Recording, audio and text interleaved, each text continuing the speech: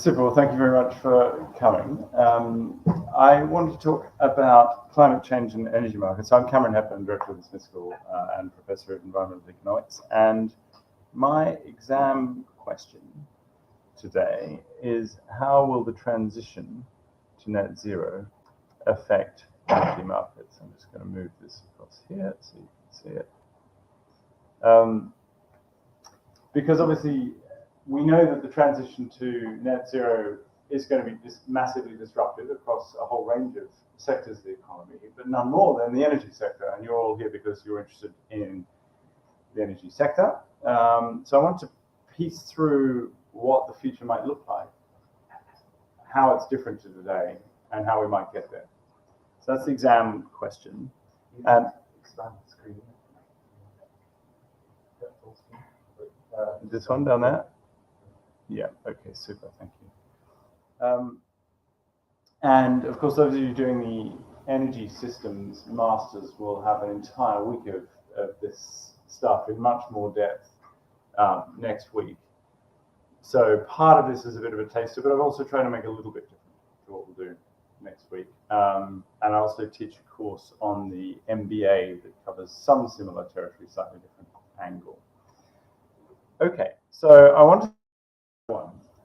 Now, you might think you're here because you understand energy, you want to go into the detail, and that's fine. So I won't spend long on the 101.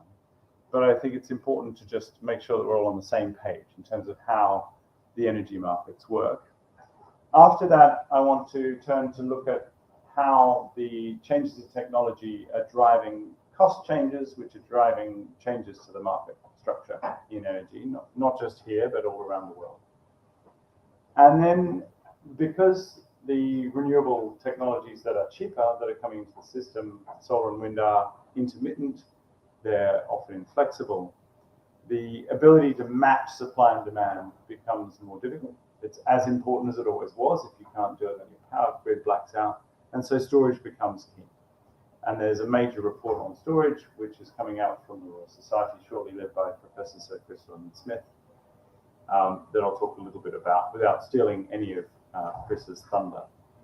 And then finally ask, what does this mean for the design of energy markets around the world? So that's the plan. So let me start with the 101. So when you think about energy markets today, you probably don't think about the very thing that actually is the core of the energy system, which sadly is still the fossil system. It is coal, it is oil markets, and it's gas markets. And these markets are complex, they're sophisticated, they've been around for a long time, they work pretty efficiently. You might not like the coal, oil, and gas. Well, we don't, they're killing us. But the markets actually work relatively well.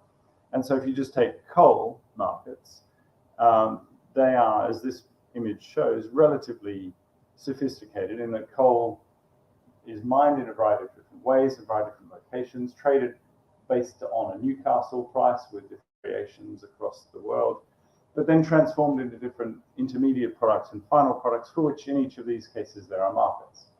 So that's where that's kind of, an example of an energy market today. In oil and gas, in the oil markets, you've got the Brent benchmark price, you've got the West Texas intermediate price.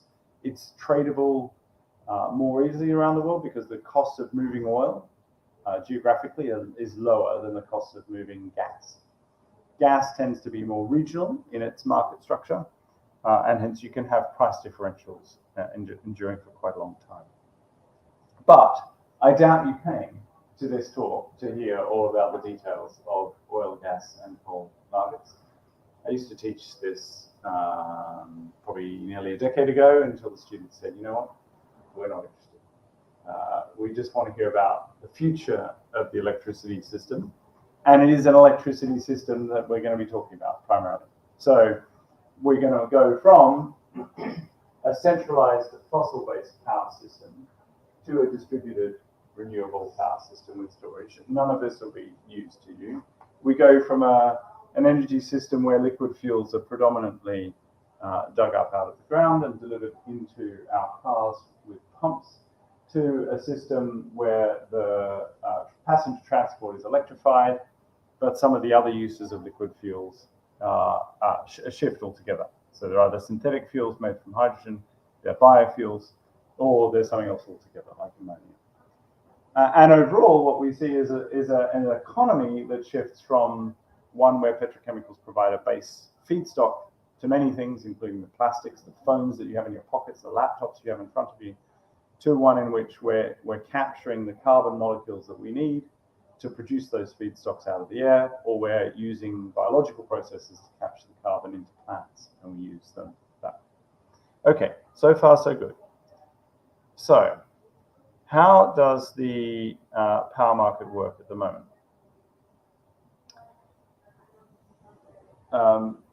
What we have in many markets, including the UK, is a system where you've got a set of generators, so assets, power plants that are producing power. They sell into a set of markets. It's not a market, it's a series of markets. So there is what's kind of the traditional electricity market is a wholesale market, where you trade power one day ahead. And those trades are designed to balance the expected supply and demand one day ahead.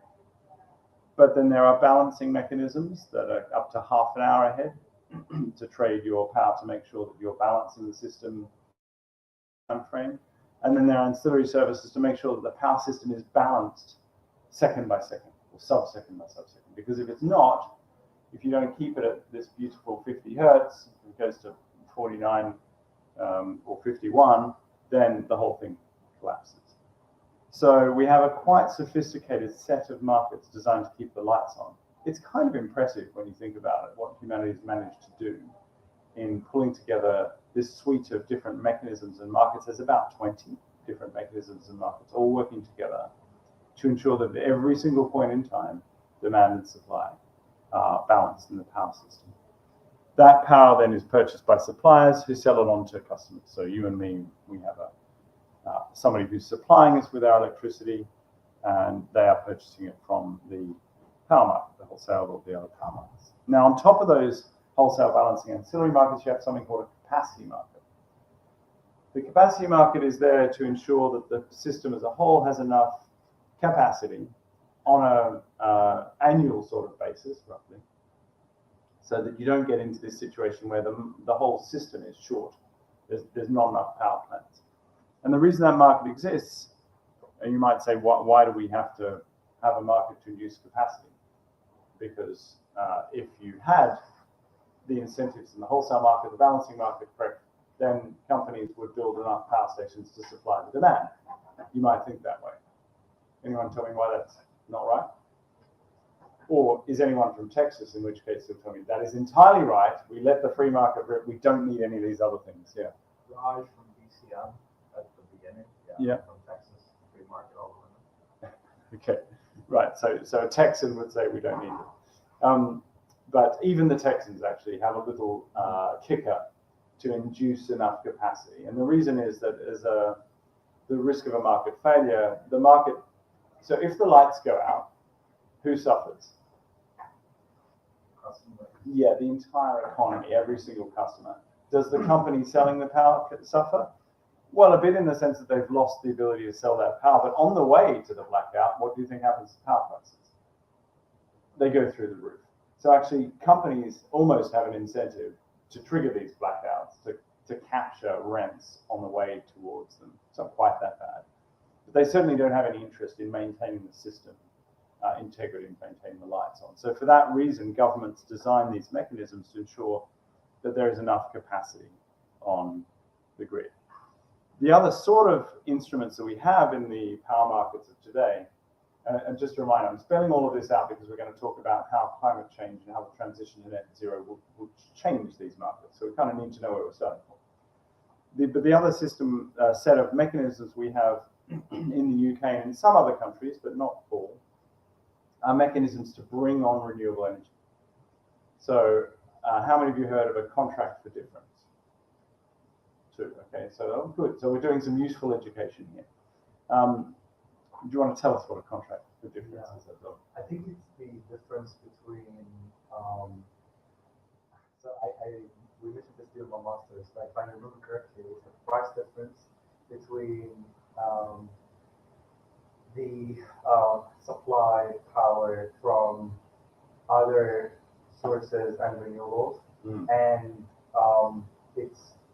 try and capture the price difference between them, because some supply sources are dispatchable and some of them aren't. And the price difference between them could be something that is plus with this mechanism. Yeah, great. So that's good explanation. So contract for difference says there is a base price, which is the wholesale price in the market, and we're going to offer you a contract, to a renewable energy company, to supply wind or solar or whatever into the market at a fixed price, the strike price. And then what we'll do is we'll make up the difference between the spot price. So you sell your electricity into the grid. If the price is lower than the spot price, we'll pay you a top up. If the price is higher than the spot price, you pay us. And the reason that's attractive for renewable energy players is that it removes their pricing risk. Right? So they don't have to worry about market prices collapsing and then being out of the money, losing lots of money. On the other hand, what's happened the last couple of years? We've had prices go through the roof, right? So actually the government's collecting a lot of cash from the renewable energy companies that have these contracts for difference, because they've got to pay the windfall back. So it's got an inbuilt sort of, it's not a windfall tax because it's a contract, it's a deal between the renewable energy providers and the government, but it means you don't need windfall taxes in this sort of situation. Okay, so those contracts for difference are useful because they allow financiers and renewable energy providers to look at a project and say, well, I know what I'm going to get. Perhaps the wind's going to blow or how much sunshine there's going to be, but I can do my numbers and work out my risk and and invest in that sort of project. And then what the government does is they auction them off to the lowest bidder. So it's a reverse auction, and that way you get value for money for the taxpayer, because ultimately it's us who are paying for this energy. And we don't want to be ripped off by wind and solar players in the same way that we don't want to be ripped off by oil and gas companies either. Okay, so they're contracts for difference, and they're one of the mechanisms that will take us towards a net zero system. I've already described some of this, which is that the capacity mechanism kind of comes first. It's on the annual sort of scale or multi-annual scale. Then you have the wholesale market, then you have the balancing mechanism and ancillary mechanism, all designed to make supply equal demand. Right, so that was the 101. I hope you're not too bored. Any questions? No, it's all clear? Okay, then where are we going and how are we going to make sure that the whole thing works when we get there?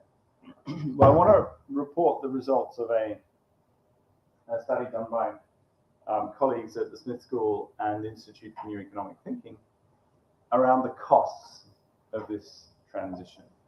It was just out fairly recently in Joule and got a lot of press. Now, the narrative around the transition, perhaps not among you guys, but out there in the real world, is that it's all too hard, it's too difficult, we're not going to make it. We might as well give up.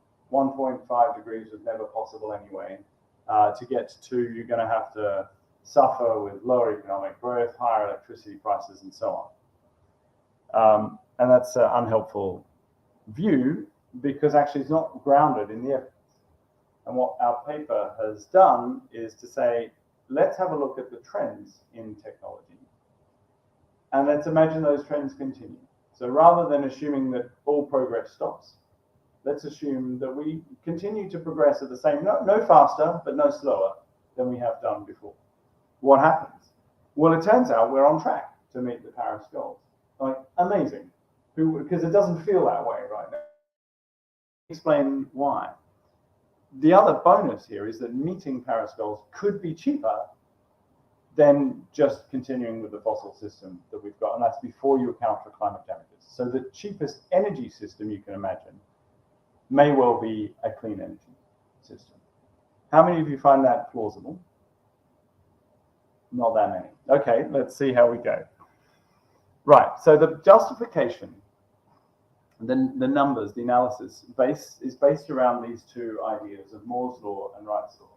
Moore's law, you've probably heard, how many of you heard of Moore's law? Great, most of you. So it describes the cost, though, actually density of transistors, but costs as time passes. And this is a log scale. So every one of these increments is a factor of 10. It's not a linear scale. So we go from there to there, that's a factor of 10, that's another factor of, that's very small than a factor of 10 today. And we're plotting transistors, PVs, hard disk drives, ethanol, and the team have done this for multiple technologies, including across non-energy technologies. And what do you notice about these plots? Well, something jumps out to me anyway, or two things. Maybe nothing jumps out to you. You're like, well, it's a bunch of circles, it's long. Yeah, they're declining. Yeah, absolutely. They're going down. That's true. That's an absolutely important thing that jumps out. What else might you notice? Yeah. Photovoltaics and ethanol have, one shower grass. Right. So the cost declines are quite different from one technology to another. And then so we're nailing it here. Last thing that we need to identify. It's so important, you almost can't see it. Look at how consistent these are. They're almost straight lines. This is gold if you're a researcher trying to predict the future. Because if you know up to here, you've got a pretty good idea of what things look like over there. Amazing. I mean, when you find these kind of regularities in the data, it's a moment of great joy. And you can look at maybe not great joy, but some joy. You can look at it with Wright's law as well. So Wright's law is like Moore's law, except it's as a function of the cumulative production of your kit. So here again is log scale. So we're going up by factors of 100 there for each increment. And the idea here is that either technologies fall in cost because they, just something happens over time, that's Moore's law, or because you learn as you deploy them, that's Wright's law. And we're not exactly sure which law dominates, but it's some sort of mix of both. But the core point I wanted you to take away is that they're declining, they're predictable, and they're different from one technology to another. So those core 3 points. Right, I'm not sure what's happened to my formatting here. But you can see this level of predictability in the macro picture here on cost. So the declines of solar there in yellow are very regular. They're not perfectly regular, but they're pretty regular. Same in wind, they're in green. You can compare them to oil, coal, and gas in the browns and the grays, and what do you notice about them? Not a lot of trend, right? They're not constantly trending up, they're not constantly trending down, they're basically flat, and this is over more than 100 years. So if you look at that cost chart, you say, what would you bet is going to be the cheapest energy before too long? It's pretty obvious, and you don't need a doctorate from Oxford to work that one out. And indeed, you then start to see that in the deployment numbers. Solar is entering exponentially because these are log curves, so that's actually a rocketing exponential shape there. So what that should mean is that we should be really good at forecasting the costs of these technologies. But we don't seem to be. So if you have a look at the forecasts of the International Energy Agency or any of the major agencies or integrated assessment models, what you find is that the forecasts are constantly overly pessimistic about the future costs of solar. Again, these are log scales, so this forecast here is out by more than a factor of 10 there. It's actually, in some cases, some of the forecasts are out by a factor of 100. So, but a factor of 10 is big enough. You thought it was going to be, cost you 10, it costs you 1, right? That's a 90% error in what you think things are going to cost in the future. And if you've got that wrong, okay, at the moment, perhaps it wasn't that significant because solar was a small part of the mix. But if you get it wrong in the next 10 years, when solar is now, according to the IEA, the cheapest electricity in history, then you're going to misunderstand what the energy system looks like. And this really sums it up as well. So these green lines are predicted at floor costs of solar, i.e. you'll never get any cheaper than that. right? That's the green lines. The black line is reality. And so the reality is just smashed through that you're never going to get any cheaper than this cost of solar. So what I showed you in the last slide is that we get persistence in tech, predictability, differences in learning rates across technologies, but we should be able to forecast properly. What you're seeing here is that we've done a really shabby job of forecasting so far. What the team have done at the Institute for New Economic Thinking at the Smith School is to say, okay, let's go a step further. Let's not just make a central estimate, but let's put some confidence bars around it. So 1 and 2 standard deviations. So we've got a 95% confidence interval in this shaded area of future costs of PV. Now, using those cost projections and our confidence intervals, we can put them into a not crazy complex energy model that takes, on the one hand, oil, coal, and gas and delivers them into the final energy services side, but also takes your renewable energy, produces electricity, also electrolyzes hydrogen, has batteries in the mix, upgrades the transmission and distribution grid, and delivers the same sort of services. So you prime a model with all of these options, and then you put in realistic cost forecasts based on the data. And what we found is that a fast transition to net zero, here in blue, has a quite wide distribution, but the mean cost is 12 trillion lower than no transition at all, and it's cheaper than a slow transition. And you can see at the top panel the degree to which we replace fossil energy with clean energy. So this is quite surprising. I mean, and most people have found this surprising. This transition to net zero, far be it from being expensive and being costly, could have a negative cost. It could be cheap. And that's before you think about the climate damages, because the energy system that we're moving to has fundamentally cheaper inputs, because we don't have to pay for the sun. We don't have to pay for the wind, whereas we do have to pay to dig all the oil and gas and coal out of the ground. Obviously, you've got to pay for the panels, we've got to pay for the turbines, but once we've done that, your fuel costs are zero. Okay, so this is a fairly significant finding, I would say. Let me try to get across to you how significant it is. If we take the kind of old way of doing things, let's make a few projections here that are going to end up being wrong by a couple of orders of magnitude, and we stick them into a model of the global final energy mix, and we call it the sustainable development scenario, then by 2040, this is how much clean electricity you've got in the system in the blue, and the yellow dashed line is your emissions. So yes, we've reduced emissions a bit. Yes, clean electricity has grown in scope, but we're not exactly saving the planet, and there's going to be some very, very serious environmental damages from that sort of scenario. Suppose instead we do an empirically well specified forecast, so trust in the data, and we put that into the same sort of model, then these are the curves that you get. There is very, very little space for oil, coal, and gas in 2040. Now, if I just flick between those two, imagine you're an investor in the energy system, and you're looking here.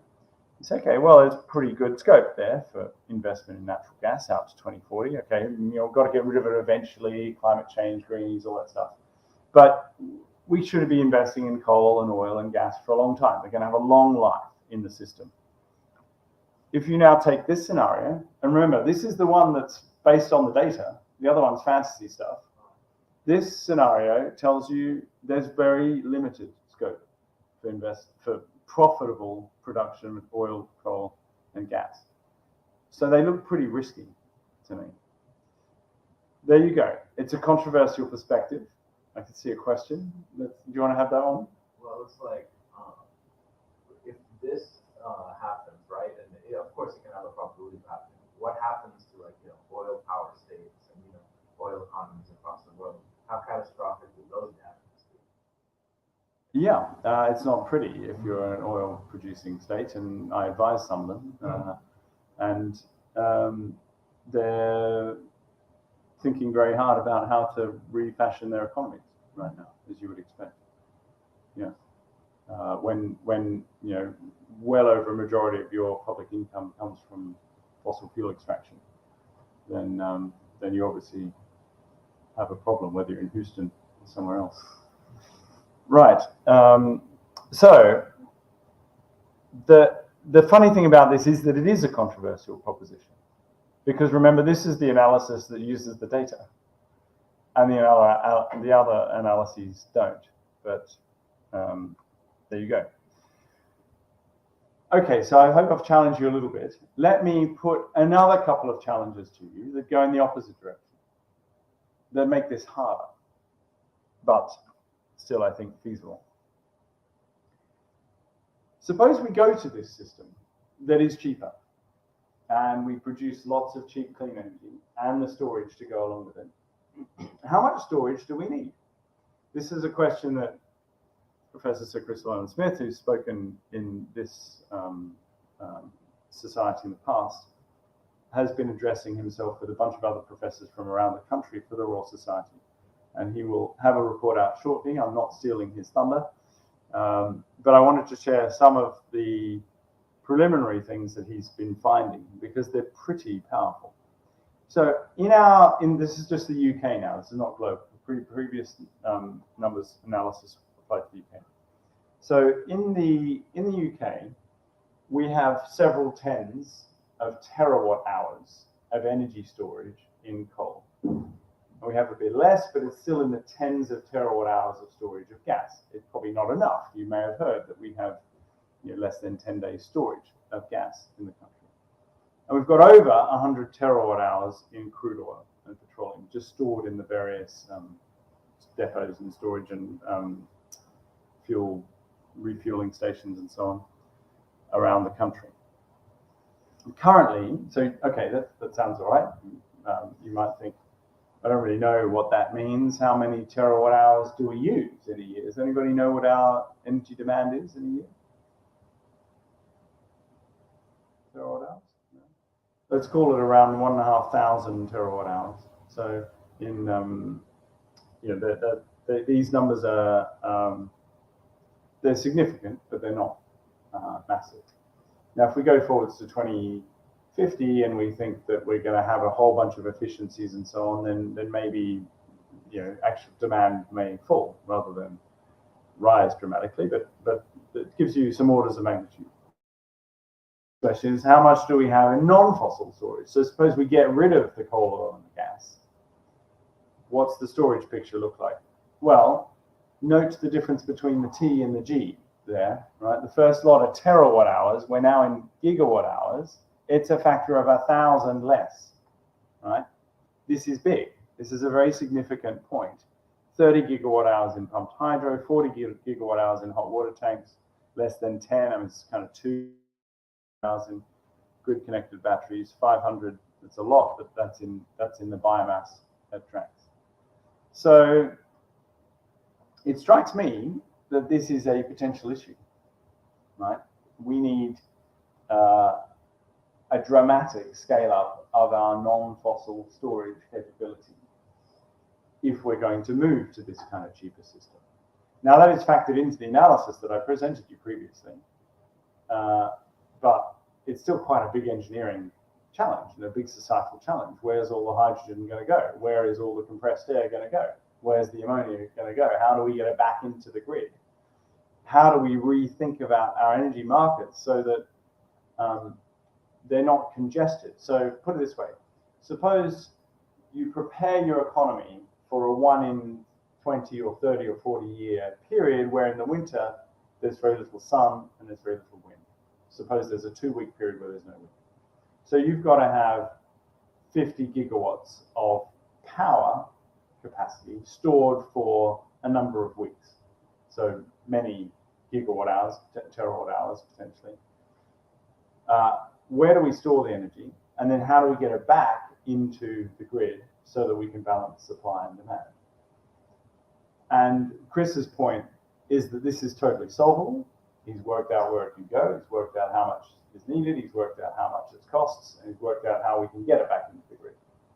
But nobody's really been thinking about this so far at the scale, anywhere near the scale that we need. We've just been doing the wind and the solar, and for the moment we don't have to think about it because the gas on the system is balancing the wind and the solar in the marketplace. Any questions or comments on storage?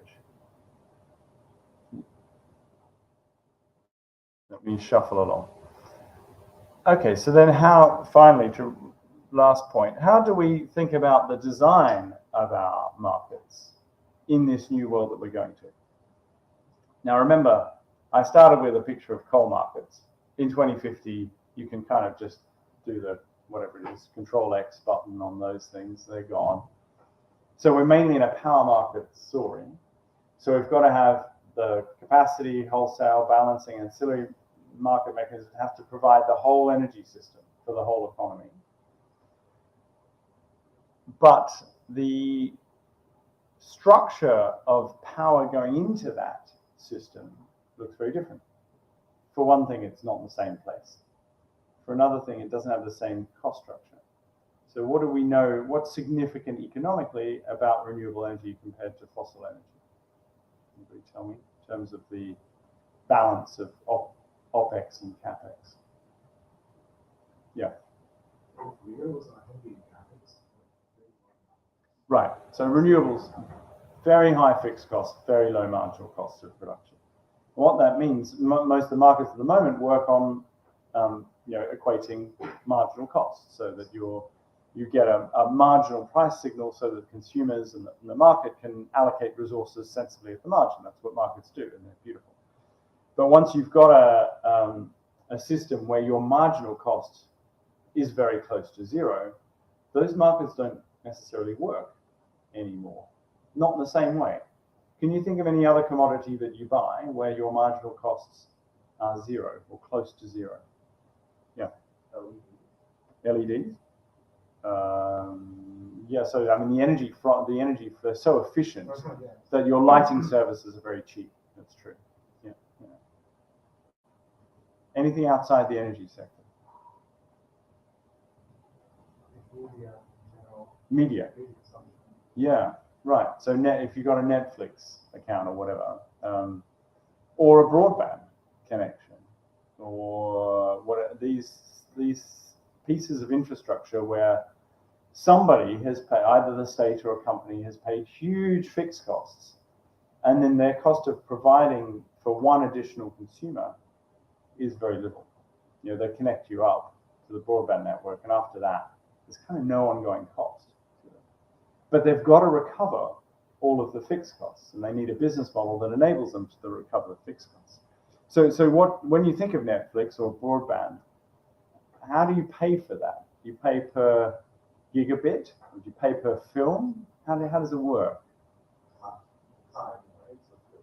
You pay a subscription, right? And maybe there are some rough limits on how much you pay.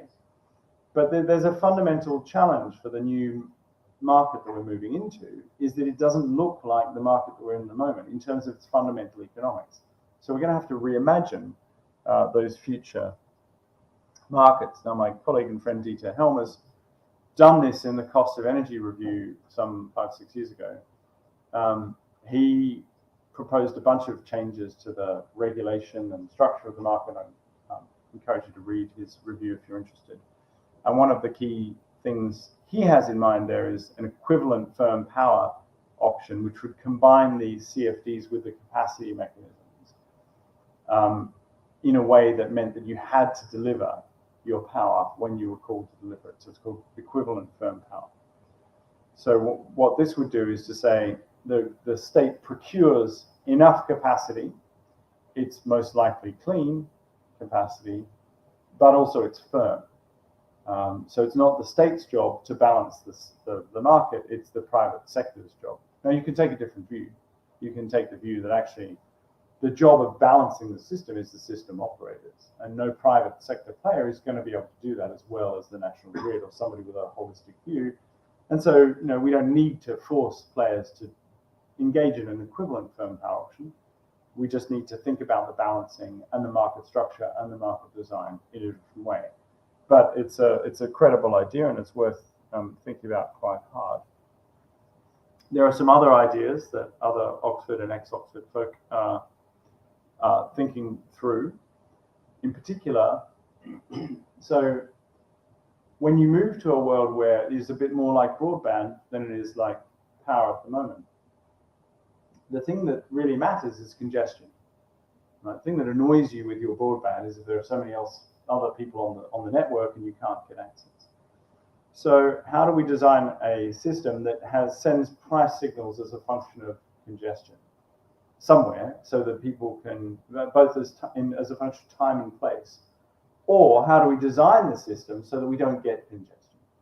And at the moment, what's happening is that you've got big wind farms being put in place up in Scotland, in the North Sea. So big supply up there, big demand down here in London, and congestion on the grid. Or lots of solar in Cornwall, demand in London, and congestion on the grid between those two locations. Now, one way of doing that, as we put forward in this Putting Wind and Solar in Their Place paper, not to be nasty to wind and solar, but they are causing these congestion costs because we're not incentivizing the developers to put them in the right place. So how about we just do that? And actually we have either something like locational pricing, which the Texans have, dare I say, or a set of enhanced contracts for difference that are locationally specific. Or maybe we could think about smart local energy systems with peer-to-peer energy trading. So I'm not here to give you a definitive answer to how we design these future markets, but it's to sketch out some of the parameters and some of the directions that we need to go in. So let me just briefly wrap up what we've done and then move to questions. And sorry for running a little bit over time. I started with a bit of an energy markets 101. So you had a sense of how the non-power markets, which is the bulk of the energy system at the moment, and the power markets, which is a minority but soon to be most of the power system, the energy system, are working. I then put to you that actually we're going to have a cheaper energy system by 2050 rather than a more expensive system, and the cost of getting to net zero in the energy sector will be negative. I'll ask you at the end how many of you believe that.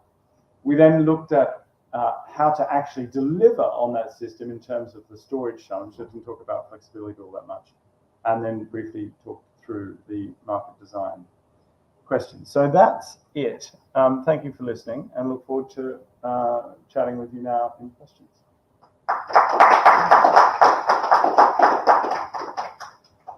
Yeah. I'll start with the first question, if I may. So you mentioned the cheaper system, and you mentioned the study which I looked at, a very interesting one. How does it address different costs across different geographies? So, for example, you mentioned that wind and solar is free. However, the resource at different locations are different because you're going to get that much solar in a certain location, that much wind. Yeah. There was a lot of studies that mentioned interconnection and global cooperation and stuff, but this is not guaranteed. So how does this study with Moore's law and Rhodes law address this concern of different cost structures? Yeah, right. So, of course, solar and wind aren't quite free. They might be at the margin, but you've got to pay the capital costs. And then, as you say, the average cost of power that includes the capital cost is going to be far lower in Saudi Arabia, for instance, or in Australia, than it would be here in the UK. So, because the insulation is better. So how do we manage that? Well,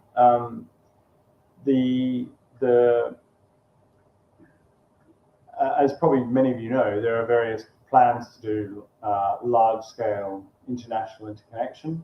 The European Union is actually not doing a bad job of that right now, but we just saw the kind of semi-collapse of the Australian to Singapore Sun Cable effort. So it's obviously not always straightforward. There are plans as well to convert the hydrogen into ammonia and to ship that around the world. It's not as crazy as it might seem. Ammonia is currently the third most traded chemical commodity. And if you think about it, all of that ammonia needs to be greened anyway for net zero.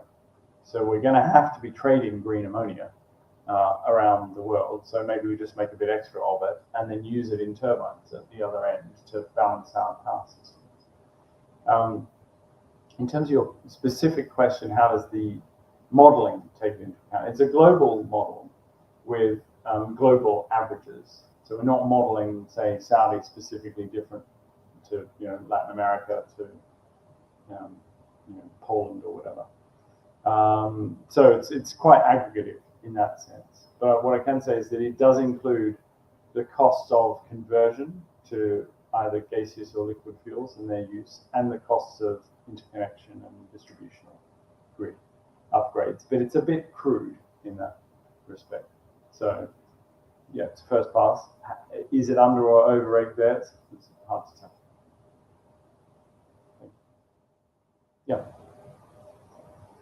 Just wanted to hear your thoughts on the use of hydrogen in ameliorating coal transportation. And if you're believing that then great now.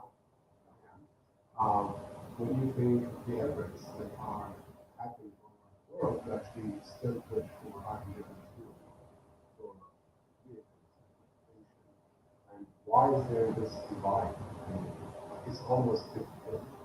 Not almost 50-50, but there's a huge amount of people who believe in hydrogen as a fuel for transportation. Frankly, that. Yeah. Okay. So will we be shipping energy around the world as hydrogen and ammonia, and will we be using hydrogen in transportation? So on the first one, I think we probably will. I think the reasons are partly to do with what I just said, that we already have an existing infrastructure for moving it around, and the cost is trivial between different locations on hydrogen. Now, having said that, I mean, we ship enormous amounts of energy around the world now. And if you look at the big international oil companies, arguably what they really do best, rather than dig stuff out of the ground, is they ensure that the right energy is in the right place at the right time in the right form. In the sense they're trading companies. If you have a look at, you can't always unbundle the trading profits from these businesses, but the trading profits are really huge. And that's their core, in a sense, their core function. Which is why, as I say to the execs in these businesses, this transition doesn't have to threaten your core identity. If what you're doing is providing the right energy at the right time, in the right place, in the right form, at the right price to customers, you can still do that in a clean energy system as you can in a dirty energy system. So will we need to move energy around? Yes. Will we need to move it around as much as we do at the moment? Maybe not, because not every country has big, deep, cheap stores of fossil fuels, but every country has solar and wind, and while the differentials are significant, they're not as significant as they are in the oil and gas space. So, even if you're the UK, you can get some solar energy. We might be getting 20% of our energy from solar by 2050. It's a pretty grim day today. You wouldn't necessarily expect that to be true, but there you go, it is. And the Japanese traditionally short on energy, for instance, assuming they're going to have to be importing a lot of hydrogen. That's probably true, but once we have floating offshore wind going, maybe the Japanese can have quite a lot of domestic supply as well. So it could be that we do less energy trading internationally than we did in the past. Did you have a question on this one, or shall I go on to the hydrogen vehicles one? Mine was about hydrogen as well. So basically, I think it's like your point about optimization. I think that's super important because, especially for hydrogen, optimizing it towards context can be really beneficial. Like, for example, in the U.S., Biden's infrastructure bill caused like lots of hydrogen speculation to soar, and my hydrogen stock profits went through the roof, right? So couldn't that be used as a way to enhance these different energy markets? If legal contexts become really advantageous for those companies as well. Yeah, I mean, I think we'll see more and more of this, right? Like the IRA, where players that have positioned themselves properly for what Vivid Economics calls the inevitable policy response, then suddenly, as if it's a surprise, suddenly their stock prices go through the roof. I don't know why people are surprised, but they will be, and they'll be surprised the next time it happens, and the next time it happens. But the policy response is inevitable. And as you look into 2025 and 2030, it's not as if climate impacts are suddenly going to go away. They're going to get worse. And as they get worse, people will say, why the hell aren't we doing something about it? And politicians will say, well, let's do something about it. So this is just a small little down payment. I mean, the IRA is $369 billion of an incremental global investment requirement that is in the order of 3 to 6 trillion, right? So we're still some way off the scale of the capital flows that is going to be necessary.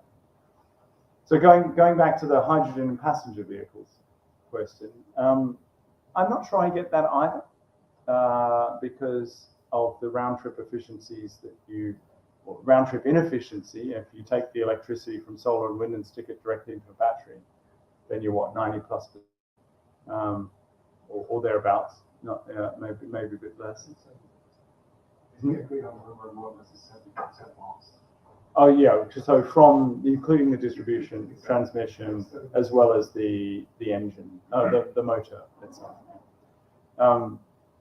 Whereas if you take the same electricity, convert it to hydrogen, burn it, or even use it in a fuel cell, whatever, you're just giving away a lot. Now, efficiency is in everything. So probably quite a lot of your engineers are obsessed by efficiency, and assume that if efficiency is higher, you win, and if efficiency is lower, you lose. Probably. But I'm an economist. What matters is if it's cheaper to deliver the service. So you can be super inefficient, but if you're cheaper, you still win. So is hydrogen super inefficient and cheaper? Well, no, it's not. Okay, so what's it got going for it? Well, a longer range, maybe. But it doesn't have a charging, a kind of refueling network, economies of scale, network effects. I think it's got its work cut out for it. Now, does that mean that we won't use hydrogen in transport at all? Well, transport is a lot of different parts, right? It includes aviation, it includes maritime, it includes other bits and pieces, heavy goods vehicles. And so if you're doing ammonia, say, for shipping, for maritime use, which the Smith School's got a report on, then effectively it's embodied hydrogen. Produce the hydrogen, use Haber-Bosch, and so it's not hydrogen per se, but you'd be producing hydrogen for that purpose. And obviously, we're seeing the Swedish and other hydrogen-based steel plants starting to make money. Okay, they're getting a premium for their green steel, but so hydrogen is not dead. It's quite a big chunk of the economy, but passenger transport, it's a bit of a stretch. Yeah. Cool. Anything else? Yeah, Tony. If the cost of renewables continuously declining combined with contract for difference and large-scale storage, can the UK energy sector still achieve the net zero by 2050? If they don't decline, can we achieve net zero, or if they do? If they do. If they do, well, yeah, I think absolutely. Yeah. And I think, remember, in principle, the UK electricity sector is net zero by 2035. It's quite a stretch. But for the carbon market, how much carbon price would be by that time?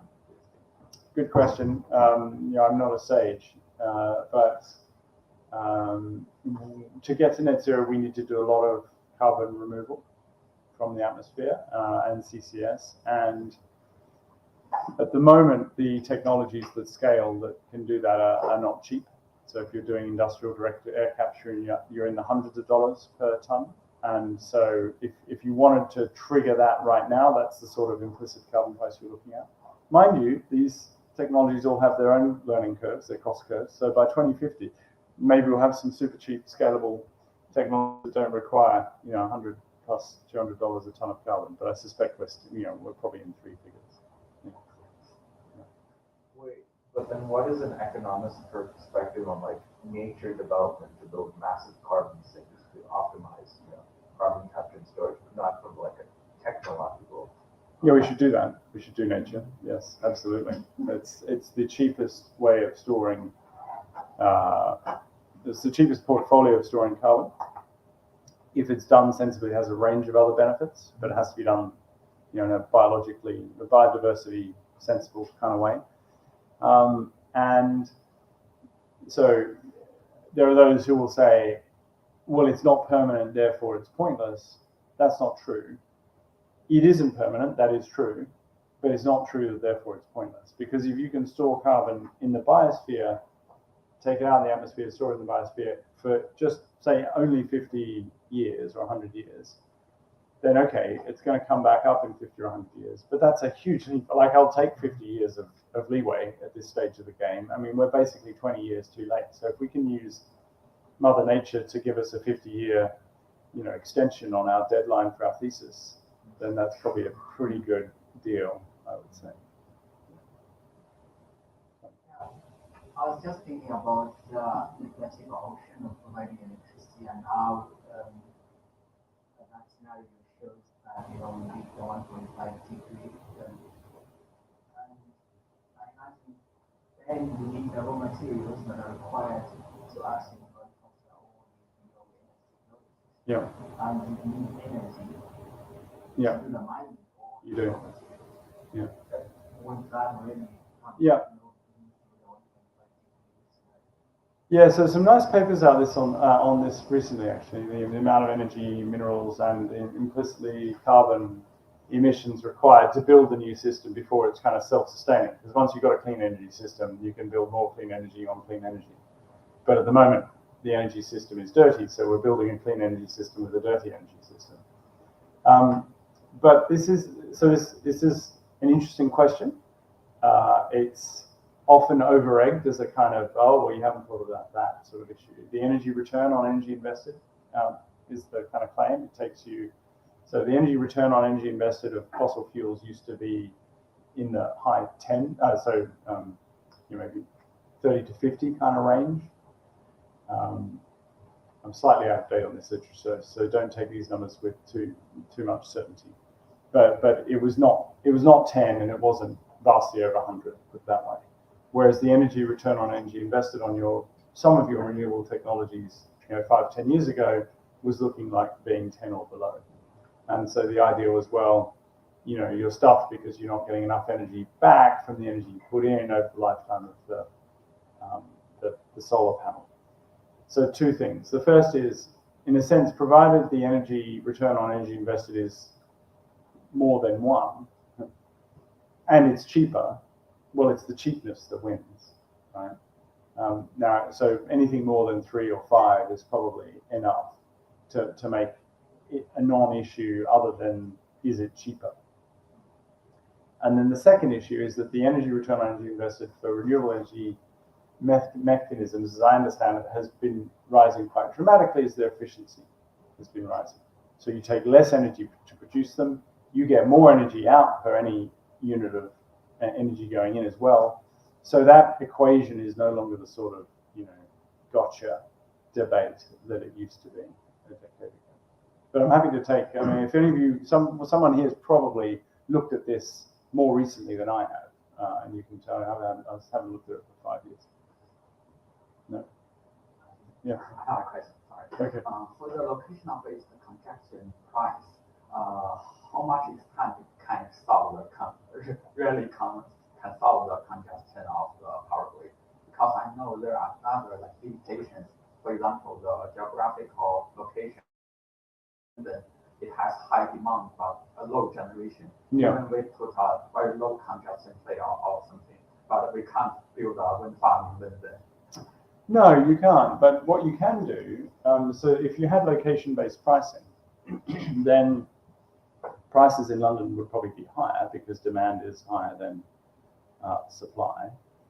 And as a result, you'd have incentives to put more domestic generation in London, so more solar panels on roofs and so on. Probably more battery storage in London so that you're filling up the batteries overnight when the wind's still blowing up there in Scotland, and you might as well charge your London batteries so that in the middle of the day when London demand rockets up, you're using. So I think the merits, the kind of economic surplus generated by location-based pricing is pretty huge, actually, and that's one of the things we find in our paper. The challenge with it, obviously, it's more complex to administer, and you have to design things sensitively to market liquidity. Because if you have the whole country as one market, then there's plenty of liquidity. Once you divide it up into 100 different locational points, then you don't necessarily kill your liquidity because you can have relationships between them that you reduce liquidity. So we're past time. I see the pizzas are there. I want to do one survey, if you will, just to give me something back, and then I'll let you go and I'll race home. So how many of you think, so I asked you at the start, how many of you think the transition would be super expensive, or I can't remember exactly how to phrase it, but let me ask this. How many of you think now that the transition to net zero energy system could have a negative cost? Hand up. Okay, good. So I've done something. That's most of the room. Thank you very much. Appreciate it.